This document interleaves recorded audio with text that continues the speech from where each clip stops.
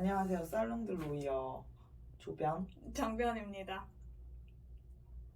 예, 그래서 요즘 뉴스를 보면 전속계약 분쟁이 기사가 많이 올라오지 않나요? 네, 요즘 아무래도 K 엔터테인먼트 산업이 커지면서 이런 연예 활동이 더 활발해짐에 따라서 그런 계약 관련 분쟁도 많이 일어나게 되는 것 같습니다. 그럼 전속계약이란 게 뭔가요? 전속 계약은 말 그대로 잘 아실 거라고 생각하는데 어떤 회사 매니저가 그러니까 연예인이 활동하는 데 있어서 뭐 출연 여부나 출연료, 계약 조건에 관한 협상, 뭐 일정 조정 이런 것들을 전반적으로 그 서비스를 제공하고 연예인은 그 매니지먼트를 통해서만 활동을 하게 되는 그런 계약을 의미합니다. 그러면 전속계약의 내용은 어떻게 정해지나요? 전속 계약의 내용은 원칙적으로 저희 사적 자치의 원칙에 따라서 당사자 간에 자유롭게 정하도록 되어 있습니다. 그래서 그 내용에 따라서 권리와 의무가 정해지게 되는 것입니다. 그러면 계약 내용대로 이행하면 되는데 왜 요즘에 이렇게 분쟁들이 많이 발생하고 있죠? 먼저 이제 보통 꼭 매니지먼트 계약이 아니라도 계약을 체결하고 계약서를 작성하면 그 내용에 완벽하게 해석이 문제가 되지 않는 경우는 거의 없다고 보시면 됩니다. 왜냐하면 불분명한 조항도 들어가 있고 해석의 여지가 있는 그런 조항들이 있기 때문에 항상 그런 해석에 따라서 분쟁이 발생하게 됩니다. 근데 특히 이 매니지먼트 계약에서 가장 문제가 많이 되는 것이 신인이나 연습생 때 계약을 좀 체결을 해놓고 나중에 그 계약이 지나치게 불공정하다는 걸 가지고 이제 문제를 많이 제기를 하시는 것 같습니다.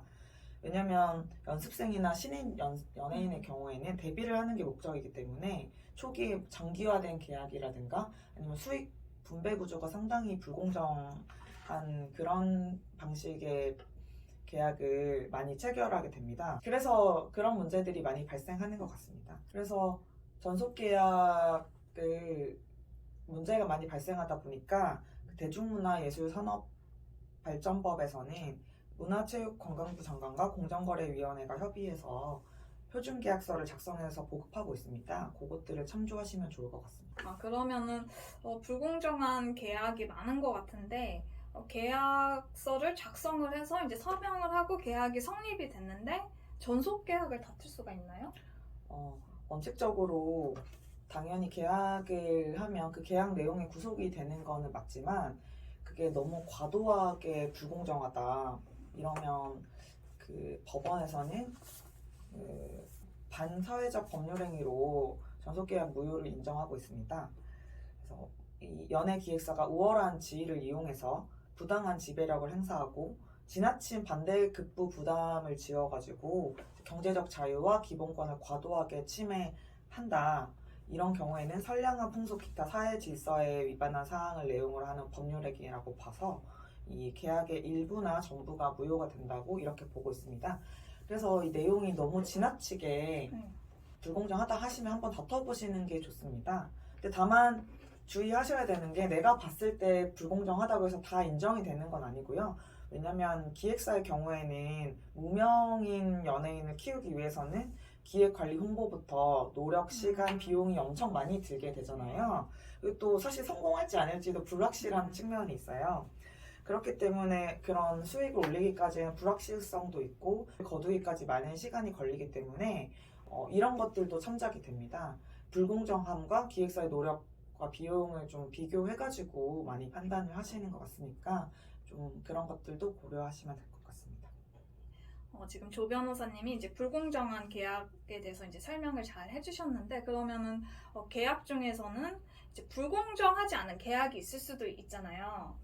이런 여러 가지 사정들을 참작을 했을 때 그런 이런 경우에는 뭐 다 이렇게 뭐 해지를 할 수 있는 다른 사유가 있나요? 물론 이제 계약 내용에 따라서 뭐 당연히 계약상 해지는 당연히 할 수 있는 것이고요. 뭐 의무를 다하지 않았다거나 이런 경우에는 해지가 가능합니다.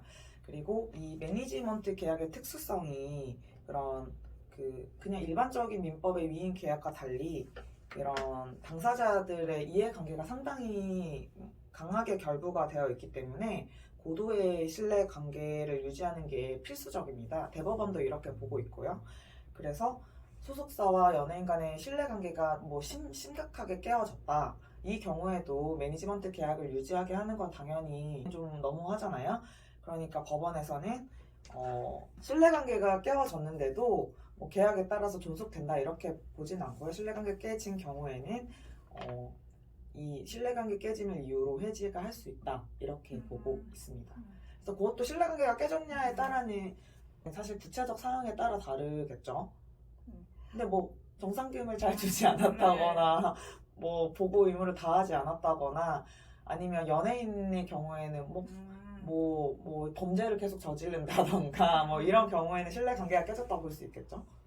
제가 연예인이면 정상금을 제대로 못 지급받으면 신뢰관계가 깨어질 것 같거든요. 또 요즘 정상금 문제가 또 이슈가 되고 있는데 이건 어떤가요? 정상금은 당연히 받아야 되는 네. 돈이잖아요. 뭐 계약을 체결할 때 정산에 관한 내용을 작성을 하시는데 분쟁이 발생하는 이유는 정산하는 내용이 조금 불분명할 때가 있어요. 뭐 매출에 얼마를 정산하겠다 이렇게 되어 있는데 소속사에서는 뭐 비용을 공제를 하고 순수익에서만 공제를 하는데 연예인 입장에서는 왜 그거를 공제하고 정산을 하냐 뭐 이런 분쟁이 있을 수 있어요.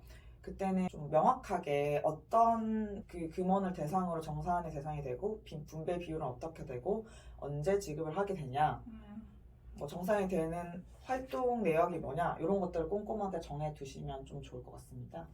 네, 그래서 정산 내역 그 자료를 잘 제공받는 것도 중요할 것 같아요. 네, 보통 이제 표준 계약서에도 들어가 있는데 정산에 관한 내역을 보고하도록 뭐 한 달에 한 번이든 두 달에 한 번이든 이런 조항을 넣고 그냥 방치하지 마시고 그런 걸 꼭 받아서 꼼꼼하게 확인을 하셔야지 나중에 내가 정산을 못 받았는데 한꺼번에 막 분해 차는 그런 일이 안 생길 수 있을 것 같거든요. 그리고 소속사 입장에서도 좀 투명하게 정산 내역을 바로바로 공개를 해야지 나중에 그 소속 연예인이 문제를 제기했을 때 그 자료가 쌓이는 거잖아요.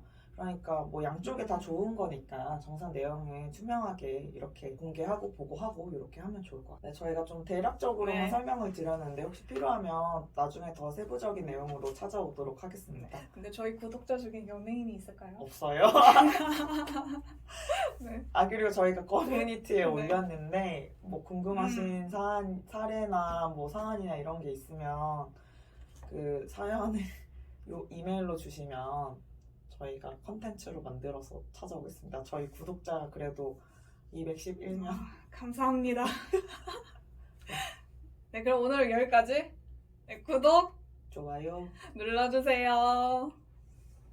됐다. 응. 뭐 더 찍어? 아니? 그래서 근데 버벅거리긴 했는데 다시 찍는다고 잘 될 것 같지가 않아. 아니 이 정도는